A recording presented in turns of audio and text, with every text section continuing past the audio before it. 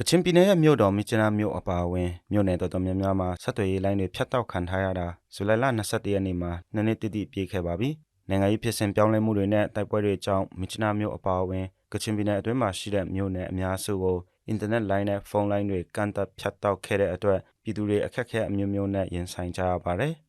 Ande mong jing mong shua ni makampung li glo sha lam tha e matut makhai rai sun chika rai do ni go pat mat wa e rau na go ande tinanga lungan pong chin mat wa sar twe lu mat wa ma jo makampung li glo sha tha e raya khak mat wa khras sum mat wa e rang go makami de changum pho ngoi ni mong yom mat wa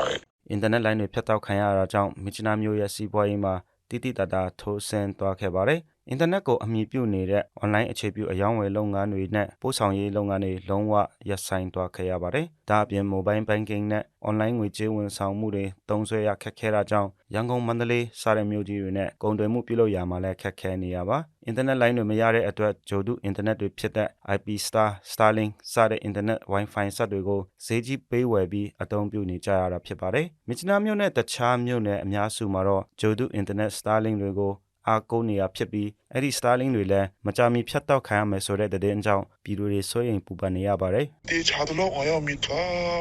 ငါလေးရစိတ်တကြနော်အန်တနာအတိနေနေရထေမနာရှိတလာပဲရှိသေးရဲ့ဝယ်ဖဲဖို့ဝန်တော့မဆောင်ကြည့်နေဆိုလာတော့မှတင်းခုနေစေကြရမ်ကုန်ကြခနာဆိုလာတတ်ကွာရှိဦးပညာရေးဘက်မှာလည်းပညာသင်စုအတွက်လျှောက်ထားတာတွေ online သင်တန်းတွေကျောင်းစာတွေနဲ့သုတေသနအတွက်လိုအပ်တဲ့အချက်လက်တွေကိုအင်တာနက်ပေါ်မှာရှာဖွေလို့မရတော့တဲ့အတွက်လူငယ်တွေရဲ့ကိုယ်တိုင်လေ့လာသင်ယူမှုအခွင့်အလမ်းတွေရပ်တန့်သွားခဲ့ပါတယ်။ပြည်ပရောက်နေတဲ့သူတွေအနေနဲ့လည်းအင်တာနက်လိုင်းအခက်အခဲကြောင့်မိသားစုအရေးစီးပွားရေးလူမှုရေးတွေကိုဆွေးနွေးတိုင်ပင်ဖို့ခက်ခဲရတယ်လို့ပြည်ပရောက်နေတဲ့မြစ်ကြီးနားမြို့ခံတဦးကပြောပါတယ်။အင်တာနက်လိုင်းဖုန်းလိုင်းဖြတ်တောက်ခဲ့တဲ့နှစ်နှစ်တာကာလတွေအတွင်းကြုံတွေ့ခဲ့ရတဲ့ရေကြီးရေရှာမှုလိုတဘာဝဘေးအနေအထားတွေနဲ့ကြုံရချိန်ပြည်သူတွေဘေးကင်းရာကိုရွှေ့ပြောင်းနိုင်ဖို့အချိန်နဲ့တပြေးညီသတင်းမရရှိခဲ့တဲ့ဖြစ်စဉ်တွေလည်းရှိခဲ့ပါတယ်။အရေးပေါ်ကယ်ဆယ်ရေးအဖွဲ့တွေနဲ့ဆက်သွယ်ဖို့ခက်ခဲတာတွေကြောင့်အိုးအိမ်စီးစိမ်ဆုံးရှုံးမှုတွေပိုများပြားခဲ့ရပါတယ်။လက်ရှိမှာ MPT, Ooredoo, Airtime ဖုန်းလိုင်းတချို့တော့မြစ်ကြီးနားမြို့အပြင်တခြားမြို့နယ်တွေမှာအနည်းငယ်ဆက်သွယ်ပြောဆိုလို့ရလာပေမဲ့ရှင်းရှင်းလင်းလင်းခေါ်ဆိုဖို့ခက်ခဲနေဆဲဖြစ်ပါတယ်။မြစ်ကြီးနားမြို့မှာယုံကြည်စိတ်ချရတဲ့သတင်းဌာနတွေရဲ့သတင်းတွေကိုအချိန်နဲ့တပြေးညီဖတ်ရှုခွင့်မရတာကြောင့်သတင်းအမှားတွေ